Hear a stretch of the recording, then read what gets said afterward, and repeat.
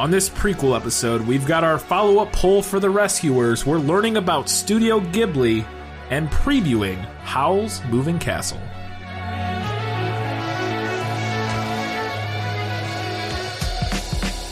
Hello and welcome back to This Film Is Lit, the podcast where we talk about movies that are based on books.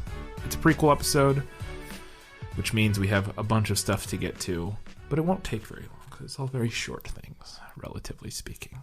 So, before we get to our fan poll follow-up for The Rescuers, we have our bi-weekly Patreon shout-out. Katie, we have a few new patrons this week, 2 new patrons this week, and then we have our Hall of Famers. What is that award level called? The Academy Newbery? Award. Academy Award. Yeah.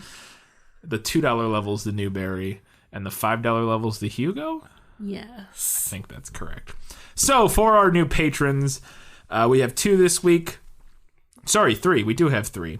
2 of them are at the $5 level, the Hugo level, and that those 2 are Yashvir Pudaruth. Don't know how to. I apologize. I'm not doing that justice. And Andrew slowly explaining political philosophy is my kink. I'm fairly certain that is somebody coming over from having listened to us on Philosophers in Space, because the circles of the podcasts are mixing there, because that is a reference to a podcast that I enjoy very thoroughly, Opening Arguments, which is a law podcast with a Harvard lawyer and his co-host Thomas, who is the co-host from Philosophers in Space, which is how that kind of crosses over, where they break down sort of the legal news of the day with an actual legal expert there. It's a great podcast if you really want it's bi-weekly. They do it 2 times, or sorry, I don't know what that's called. That is also bi-weekly, isn't it? Isn't it both things? If it's twice a week? Twice a week? I think, I don't know. Whatever. But it's twice a week, Tuesdays and Fridays, I believe. They break down all of the crazy stuff going on in the world of politics and the legal world. Andrew is actually also the lawyer for Good, Bad, or Bad Bad. So there's that. It's another little crossover. He is the one who did our incorporation stuff and all that kind of stuff. So, yeah, go check out Opening Arguments if you want a fun new legal podcast to listen to. So thank you to those 2 $5 patrons. And then at the $2 level, we had 4 new patrons. Yeah. I misread this. I wrote this and I misread this terribly. At the $2 level, we have 2 new patrons, and that is the Newbery Award medal. We have Scarface, classic Scarface from Good, Bad, or Bad Bad. One of, if not the biggest Good, Bad, or Bad Bad fan out there. Jumping on This Film Is Lit train, thank you. And we have Mickey Indigo, who also recognized from Good, Bad, or Bad Bad. Thank you to all of our new patrons, all 4 of you. It's fantastic. Hope you enjoy the content you're getting if you're at the $5 level, and hope you're enjoying your early access if you're at the $2 level and just enjoying supporting us. Katie, I'm going to let you take the first. No, I thought you asked. Did you not get a response? And they said that you. Oh, I do it good? Yes. Oh. You did it well. Oh, well then I'll just do it. Never mind. So our first Hall of Fame patron is Alina Delutkalova. Apparently I do it okay. Delutkalova. So that's probably close enough. Katie, you can take the second one. Who's our second Hall of Fame patron? Our second Hall of Fame patron is, Jamie Lee Curtis is cool. Yeah. You didn't update it this time, but it's all right. I'll forgive you. And then finally, our last Hall of Fame Academy Award winning patron at the $15 level is Mr. Nobody. Thank you so much to all of you for supporting us at any level that you do. It's wonderfully amazing of you. Thank you. Let's move on and do our fan follow-up polls for The Rescuers. So we didn't get a whole lot of votes for this one. Like none. We can go from 30 votes to few. No votes so quickly. Which is funny because there was a lot of engagement in the There was a lot of engagement in the initial poll. Yeah. Where a lot of people really wanted us to do The Rescuers. Not a whole lot of engagement on these follow-up polls. What are you going to do? I do want to, I think we've talked about this before, but I want to reiterate, you don't have to abstain if you haven't read the book. Yeah. We're not making any rules about that. I get it. Yeah. But also, you can feel free to go ahead and participate anyway. We're not the police. Yeah. So. do whatever you want. Yeah. Also, if you don't feel good about voting when you haven't read the book, just throw a little comment in. Just throw a quick little like, I love the movie because blank. Yeah. Haven't read the book, but I love the movie because of this reason. Actually, we did have at least one comment like that. On Facebook, we got 2 votes. They were both for the movie. Huzzah. And Maddie commented, I haven't read the books, but my vote goes to the movie simply because I love the Rescue Aid Society song and I can't get it out of my head. There you go. Perfect. Same, Maddie. Same. And then over on Twitter, we also had 2 votes, both of which were also for the movie. Mm-hmm. And Shelby Suderman commented, had a couple of thoughts, said, I didn't read the book this time, so I'm not voting. But I realized while watching the movie that the treasure cave could have been based on the Oak Island Money Pit, which is a real place that floods to protect pirate treasure, which I thought was interesting. It floods to protect mythical, non-existent pirate treasure, but yes. You know that there's no pirate treasure Yes, people down have there? been digging on that damn island for decades. There's nothing Maybe there. it's really well hidden. No, there's nothing there. I've actually read quite a bit and listened to a bunch of podcasts where they've discussed the Oak Island Money Pit. It's very unlikely, shall we say, that there's actually anything there. It's just one of those things that. But very well could have been the inspiration. Yes, but yes, it's still the story of it could have, because it is a sort of mythical thing that has become part of the mythos of that part of the country. Shelby also said, I call BS on the movie's mice are good, bats are bad logic. For shame, Disney. Gotta agree with that. I gotta agree with that too. I love bats. Yeah. And I feel like mice and bats would theoretically be allies in this universe. I don't think bats eat mice, so yeah, I wouldn't see why. I don't think they do either. Yeah. But they do eat bugs. They do eat bugs, which that's is what they're true. chasing, is the bug. Yeah. So that makes sense. But they also look pretty evil. They do look evil. But they just got that blood. I mean, that's a big, juicy dragonfly they're going for. I get it. They're hungry. All right, that was it for our follow-up polls for the Rescuers. Thank you to everybody who commented and who voted. Like we said before, don't be afraid to vote, even if you haven't read or watched, done both, that's fine. But also, if you don't feel bad about voting, like Shelby said, go ahead and leave a comment. And Maddie both did the same thing. Perfect. Do that. It's great. Let's go ahead. We got a learning things segment for the first time in a couple weeks. We're going to learn about Studio Ghibli. No matter what anybody tells you, words and ideas can change the world. All right, so I have some information, some fun facts. This is like the normal. This is similar to like what we do at the books and the movies, kind of facts. But it's about Studio Ghibli in general. Yeah. Because this is our first time doing one of the movies. Probably won't be our last, because I'm sure there are several others that are based on books. So I'm sure eventually we'll get to more. But yeah. So the first thing I found out when I was trying to verify once and for all how Ghibli was pronounced, because I feel like I hear it a whole host of different ways.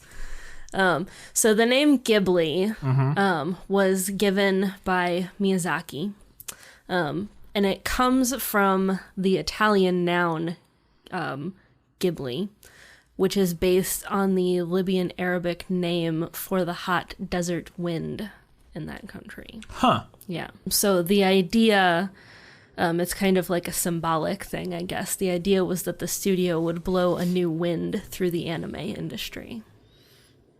Miyazaki using symbolism? What? Crazy. Also, I got a comment here. So it's Ghibli, which is what I always thought it was, because I know some people say Ghibli, and they're not sure. But I'd always called it Ghibli, and that seems to be the correct I pronunciation. think the H just throws people off. Yeah, at least English it looks speakers. A little weird. Yeah, the Italian there looks a little strange. The thing that I find interesting is, so you have Hayao Miyazaki written out here, and is his first name not Hayao?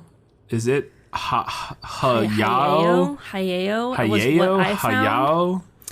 I have because that's the pronunciation you have here is HAYA-OH, which to me is. So I took that off of the internet. Okay, interesting. I've always heard Hayao Miyazaki or something along those lines. I could be wrong, the internet is a wide place that is often wrong. I have a lot of pronunciation guides throughout this segment. Yeah. Just FYI. Yeah, that's fair. So, and I'm probably not going to get all of them right regardless. Yeah. So, all right. I was just wondering if anybody knows. I'm sure somebody does because it's Miyazaki. I'm sure somebody knows how to pronounce his first name. Let us know because I had always heard Hayao, but this looks like it may be something slightly different than that. Cool. All right. So Studio Ghibli, founded in 1985 by directors Miyazaki, and then Takahata. Mm-hmm. Isao Takahata, I think, possibly, and then producer Toshio Suzuki. So the studio was founded after the success of the 1984 film Nausicaa of the Valley of the Wind. Never heard of that one. I've heard of it. I've never seen it. So they had this one movie. It was pretty successful, so they decided to go ahead and create a studio based on that. The studio has mainly produced films by Miyazaki, which was unsurprising to learn. Yeah. To me, the surprising thing to learn is that there's other people. Yeah. Because in my head, I don't. To be fair, we've talked about this. I've only seen a few. I've only seen a few of them. To me, like Studio Ghibli and Miyazaki are basically interchangeable. Yeah. But that's probably just a lack of knowledge on our part, clearly. But they have produced films by other directors, including their second most prolific director being Takahata, the other founder, with his most notable film being Grave of the Fireflies, which I have heard of. Yes, I've heard of that. Didn't I've realize never seen it. Yeah, I'm from what I understand, it's very sad. Yeah. Yeah. That was my understanding of it as well. Very depressing. It has to do with the bombings in Hiroshima or Nagasaki, I believe, either the aftermath or it takes place during or something along those lines, from what I understand, and it's very, very depressing, but very good, supposedly. So here's something that I thought was interesting. I'm not giving like a full history on Studio Ghibli. A lot of it was not all that interesting. Yeah. Like a lot of what I read was about who has like different distribution rights to the films. Wow. And it was a lot of different people. Yeah. Or companies, I guess. But one thing that I did think was interesting, the studio is known for having a strict no edits policy when they license their films abroad, supposedly due to Nausicaa of the Valley of the Wind being heavily edited when the film was released in the United States under a different title, Warriors of the Wind. And now, supposedly, that no-cuts policy was really thrown into sharp relief when Miramax suggested editing Princess Mononoke, I think is how it's pronounced. Yeah, Mononoke. Yeah. Or Mononoke. Mononoke, in order to, but they suggested editing it in order to make it more marketable. And supposedly a Studio Ghibli producer sent God dang it! Sorry. A Studio Ghibli producer sent an authentic Japanese sword with the message "no cuts." That's the rumor. Anyway. It's like, okay. I really want that to be true. Yeah, I also want that to be true. Maybe. I don't know. Slightly terrifying. Well, I didn't note it here because I didn't particularly want to bring this up, but kind of what makes it better was that it was Harvey Weinstein. Oh, yeah. Yeah. That is, I'm cool with it. 100% I really do cool want with it it to then. be true. Absolutely want it to be true. So Miyazaki retired in 2013. He had a good long career. And then in 2014, Suzuki caused a bit of a stir by announcing that Studio Ghibli would take a brief pause to reevaluate and restructure in the wake of Miyazaki's retirement. Mm-hmm. He also stated some concerns about where the company might be going in the future, which led to speculation that the studio would not produce another feature film. That actually led to lead producer Yoshiaki Nishimura, among several other staffers at the time, to actually leave and found Studio Ponok in 2015. which made me think of like the Exodus from Disney when like Don Bluth and all the animators left. Yeah. But in February 2017, Suzuki announced that Miyazaki would come out of retirement, one of those guys. Yep, one of them. To direct a new feature film with Studio Ghibli. The film will be titled How Do You Live? And it has an anticipated release date of right before the 2020 Summer Olympics. Which is this year. Within the next few months. Has there been a trailer? I don't know. I remember hearing something about this recently. I supposedly that date's not definite. I don't really know how it could be not definite at this point. Yeah. Or at this least was probably definitely not going to be released. There's a chance that this is one of those things that's sourced from an article that came out in 2017 and hasn't been updated since. Could be outdated material. It still says is an upcoming Japan, like the initial thing says film has an anticipated release by the 2020 Summer Olympics, but there's no. I'm not seeing any extra like news articles or anything on what the status of of that is. So. So I don't know. Big mystery. Yeah, we'll see. We'll find out. I have a couple things here about Miyazaki. Obviously, he's an animator, filmmaker, screenwriter. He's also an author and a manga artist. His works are typically characterized by a handful of reoccurring themes. Some of those are like humanity's relationship with nature and with technology, how those two things relate to each other. The wholesomeness of natural and traditional patterns of living, the importance of art and craftsmanship, and the difficulty of maintaining a pacifist ethic in a violent world. Yeah. I mean, his films are very, I would call them pacifist. He is absolutely, and when I was doing some research on this particular movie, that was apparently one of the themes, and He's a very strong pacifist, and he's also a bit of a Luddite, which he mentioned in terms of the which that's a $5 SAT word. If you're not sure. Basically, if I think I remember correctly, it's somebody who sort of rejects technology and doesn't like sort of the modern advances or the constantly advancing modernity of the world. So yeah, and it is something that I think comes through even just in the way his films look. Yeah. They look like they're from a different time, like an earlier time. It is funny though, because I don't think I included notes on this in my film notes, but they don't traditionally animate their movies anymore. Yeah. They are digital, but then they make them look like traditional animation. So it's like, all right. What are you going to do? Yeah. Or at least, this particular one was, from what I read, that it was mostly done digitally, and then things were done to make it look. It was a very involved process that sounded too hard and complicated, and I was not knowledgeable enough to explain what they did. So I was like, I'm just going to leave it out. But yeah. Miyazaki's works. Oh, you missed his most important recurring theme, which is flying. Flying? It's not a theme so much as a recurring. It's a signature of his. Flying is a big part of, and he's talked at length in interviews and stuff about why he uses flying and stuff like that. Interesting. So his works have been highly praised, highly awarded. He was named a Person of Cultural Merit for outstanding cultural contributions in 2012. He also received an Academy Honorary Award for his impact on animation and cinema in 2014.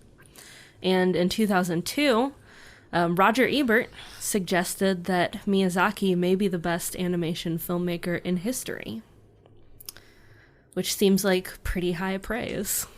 Yeah, I mean, if you're looking at just somebody who, he only does animation. Yeah. And so I guess I could see that. There are some, I would have to think, you have to go into some Pixar direct, but see, it's more complicated because he seems so, and I could be wrong, but he seems so central to so much of the style and the sort of feel and the everything about the movies that he directs and writes and stuff, as opposed to like somebody like, I can't even think of the guy's name who did like Toy Story. Those are usually like multiple people for one thing. That usually like Disney and Pixar have like multiple directors for a lot of their animated movies. But like Brad Bird, he like who did The Incredibles and stuff, like he also does live action, and so yeah. I mean, definitely an argument to be made. I think there's an argument to be made, at least for like his impact, like how important he is to the studio. Yeah. Because if you think about like Disney animation studios, like Walt Disney died. Right. And the studio had some shaky years. Yeah. But they pulled through. Yeah. Miyazaki just retired and were the like, studio "Maybe we're done." ground to a halt. Yeah. Yeah, I guess maybe the other one you would look at would be like Walt Disney, would be like the comparison. Because I guess that's the point, is that when you look at, because what, like we said, and now maybe this would be different, but I would imagine probably not from outside of America. So like to us, Studio Ghibli is Miyazaki. Yeah. They're synonymous. But I feel pretty confident that if you're like asking people like Pixar, like, what do you think of Pixar? Who do you think of like as like the writer director from Pixar? It's like, I don't know. Yeah. The only one I could think of would be Brad Bird, but I just know his name. Like John Lasseter John Lasseter did some stuff, yeah, or like Disney, yeah. other than Walt Disney. Well, yeah, it's not. You know what I mean? And to be totally fair too, animation in the grand scheme of things is not that old of a medium. It's not a super crowded field. But neither is film. They're not too far off in terms, you know what I mean? They're pretty yeah, that's fair. Coexistent in terms of timeline, but yeah. Cool. All right, that was some interesting stuff about realized we're at the end. That was some interesting stuff about Studio Ghibli. Hopefully you learned something. Definitely not an exhaustive. There's probably a documentary out there about Studio Ghibli somewhere, I'm sure. That was it for our Learning Things segment. We're going to go ahead and talk about Howl's Moving Castle, the book.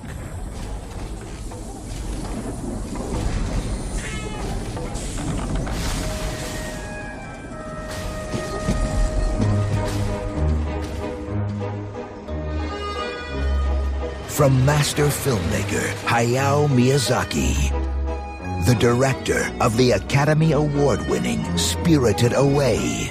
That is ancient sorcery. And quite powerful, too. This summer, experience the epic tale of a young woman transformed by a mysterious curse.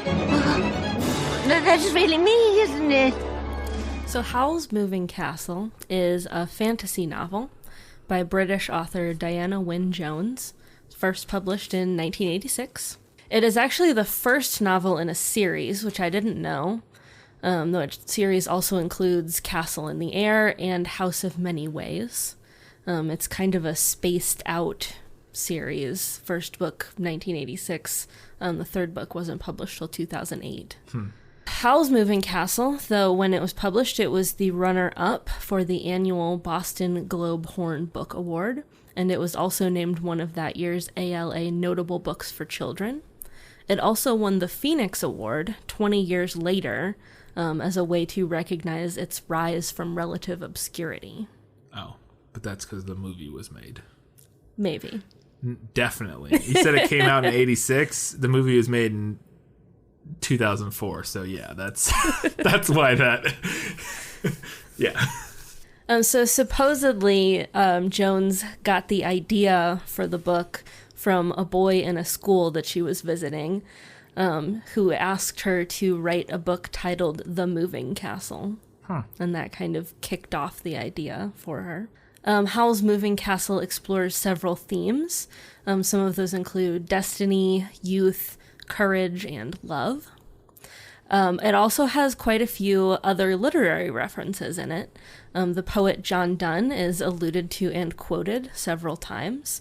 There's also a reference to a location from Tolkien's Middle-earth, which I have already read that, but I have not. Helm's Deep. I've not included it in here in case it's some kind of spoiler in the movie. Probably not. Probably not, who knows? but still. We'll return to that if it's not referenced in the movie. Okay. The novel also includes references to Alice in Wonderland, Hamlet, King Arthur and the Knights of the Round Table, The Wonderful Wizard of Oz, and a traditional Welsh folk song whose title I'm probably about to butcher, even worse than I butchered all of the Japanese names. Sosvian Viach. Yeah. I looked at, so you wrote, the English, the English spelling of this is Sosban, second word, Fach, which Sosbianfach or something, knowing that it's, Welsh or something. But then you have the pronunciation after, and it's more confusing than just reading the... I know what it means.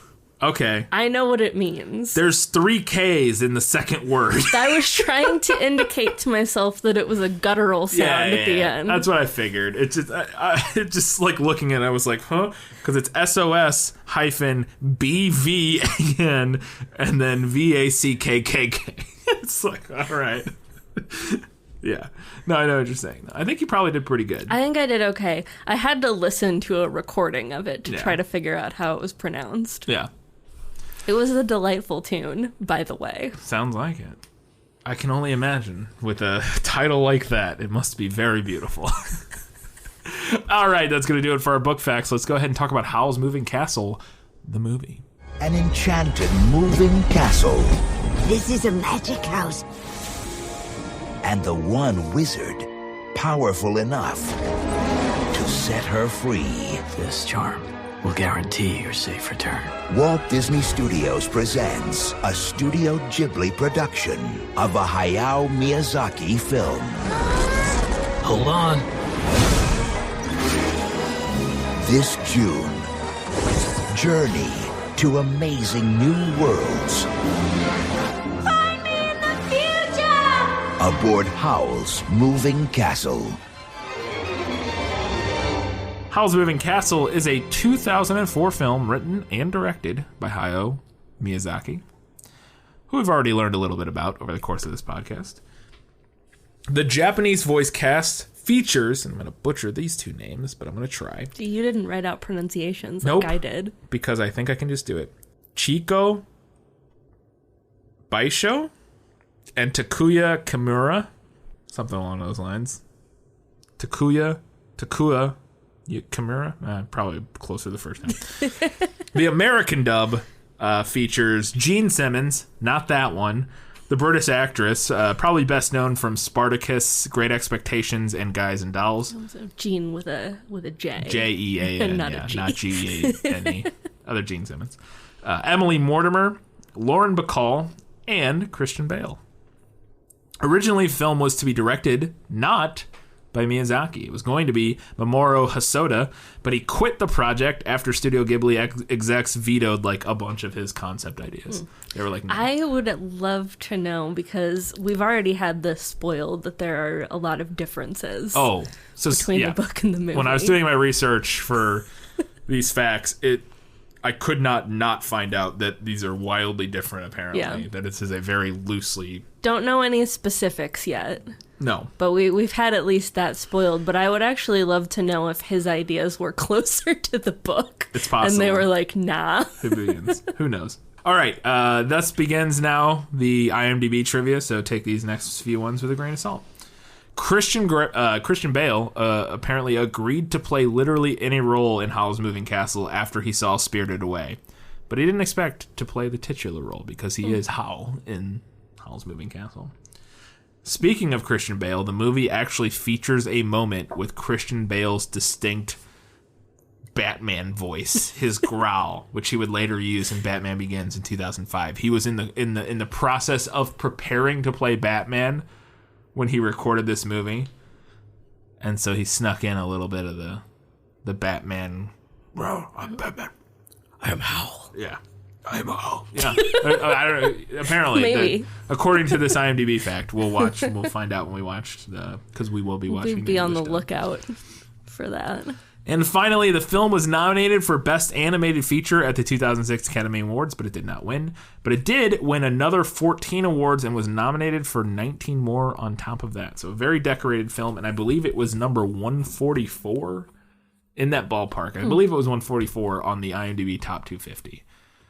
But most of like Miyazaki's films are on there somewhere, or at least like the big ones, like Princess Mononoke, Spirited Away, I think Kiki's, and Totoro. Yeah, My Neighbor Totoro, isn't that what it's called?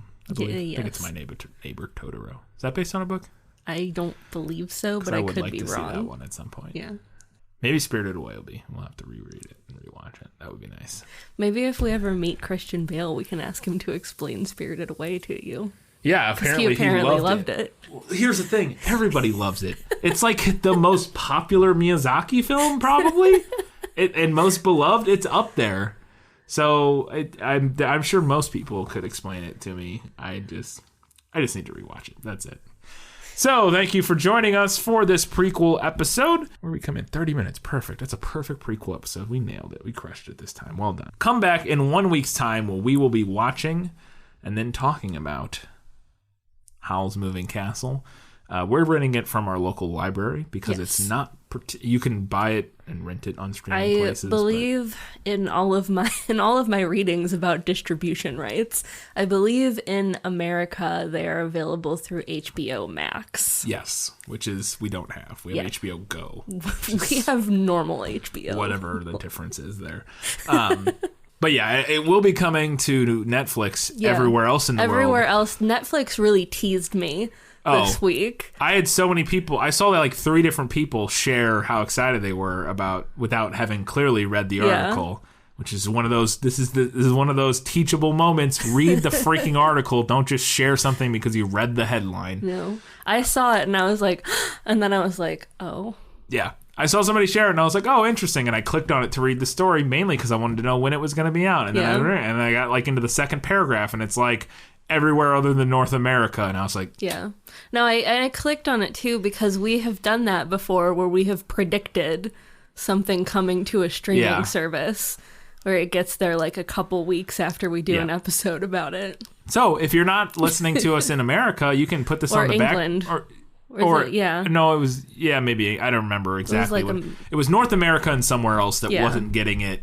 It might have been Japan. It might have been North America and Japan. I thought it doesn't matter. I thought it was North America and England. It's possible, but we're not getting it on Netflix. But like everywhere else is. Yeah. So if you're from somewhere else, you can watch it on Netflix in like a month. If you want to put this one on the burner for like a month and just save it and then watch it on Netflix and then. But we're gonna get it from our local library and watch it because that's what local libraries are for. Go out and support your local libraries, like we say all the time. We recognize them at the beginning, but you can join the ranks of our beautiful patrons. Just go to patreon.com/thisfilmislit. Support us for as little as $2 a month, and you'll get your name mentioned in our next prequel episode. If you support us at $15 a month, we'll read your name every single prequel episode. And no matter how much you give us, we're eternally grateful. And even if you don't give us money, thanks for listening. That's cool too. But, the money helps because we're actually we have server fees. We're paying for our space to post our podcast, and we got Katie's got to make graphics. So she's got software for making graphics, and we got recording equipment. So there's some money involved in doing a podcast. So we appreciate anybody that is able to financially support us. And we appreciate you very much. So until next time, guys, gals, non-binary, and everybody else, keep reading books, keep watching movies. And keep being awesome.